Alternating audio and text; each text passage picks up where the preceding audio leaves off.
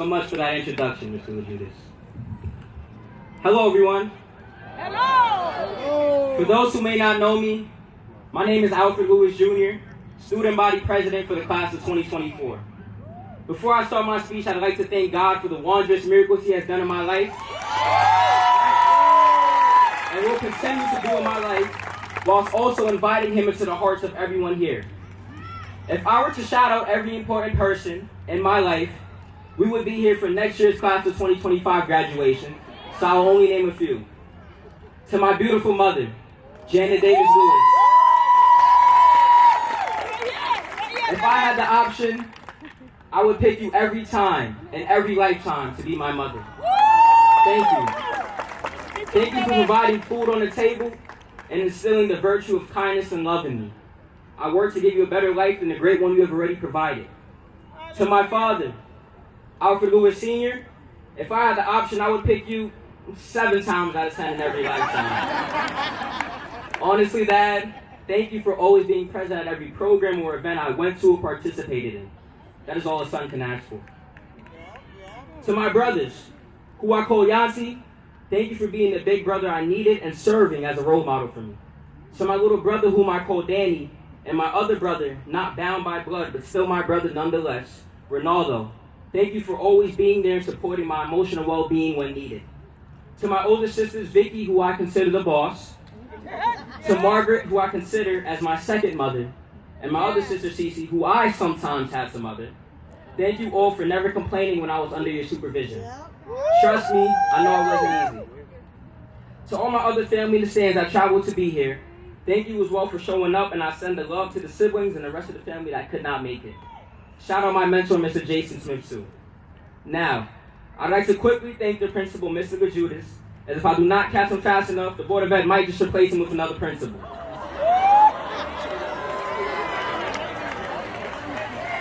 To Ms. Davis. Shout out Ms. Davis, my principal in middle school, who loved me so much, she came out of retirement just to have me for one more year.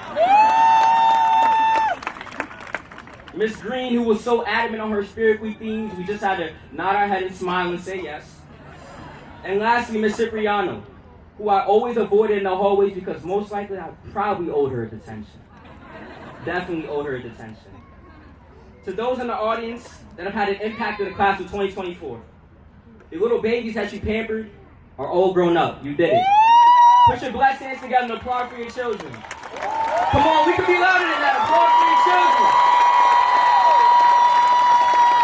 Class of 2024, we did it. Never do we have to wake up to show up to a dreadful homeroom again, and I mean that alone deserves an applause, so let's give ourselves that.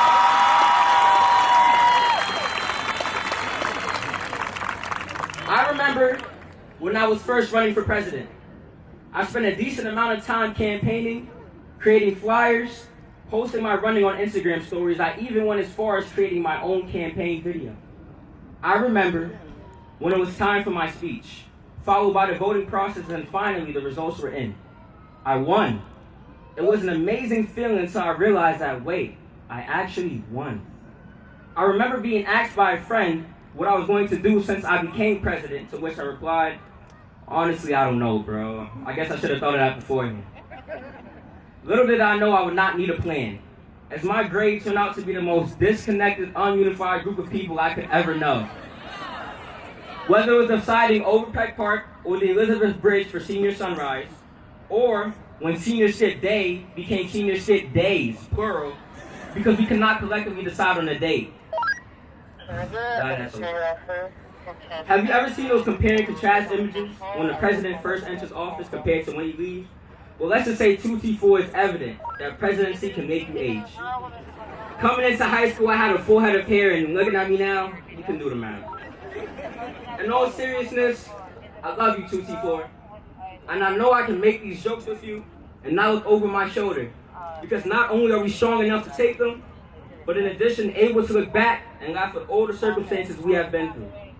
We were resilient enough to get through COVID-19 and months of isolation away from our friends and families. Deep connections we shared that we held on to merely by the thread of virtual screens, FaceTime and Zoom. The fear of uncertainty left us with questions that at the time the world had no answer to. Finally, the world opened up again, but this time it was different. We yearned for connection and evidently found it in those who could understand us the most, each other. We danced in the hallways, and to be more specific, we mastered the art of getting sturdy. We made TikTok videos with our friends, whenever, wherever, practicing and rehearsing the latest dance trends. We started to find community again. As a kid migrating from the Bronx, when I moved to Teaneck, all I heard about was diversity. One of the first schools to allow the integration of all races. I heard that Teaneck was established in the community. As a foreigner, this sounded nice on the surface level, but it only became apparent after I watched numerous students, teachers, players, parents, and staff show up to protest the termination of their favorite teachers and coaches. I sat with Superintendent Dr. Spencer and board members as a student liaison and watched individuals stand for something bigger than themselves. I too spoke out. We saw the fruit bearing of that meeting as Coach Kwan was able to retain his job, and he's now head coach of the Teaneck football program. For that experience, I must thank Dr. Spencer and the board. It was truly my most fondest moment as president, one I will never forget. I mention that because I miss where we are, where we should be. Lately, we have become divisive. The journey was difficult. We were just nearing the top of the mountain only to head back down the slopes. Emphasis on mental health must be prioritized. Suicide is the third leading cause of death from ages 15 to 24. Depression is on the rise. Instead of providing us with first lines of mental health support to aid with our reestablishment and development into society, we would rather burn out our teachers, who most often serve as that very first line of defense. How can we expect our youth to learn when those we are learning from refuse to learn themselves?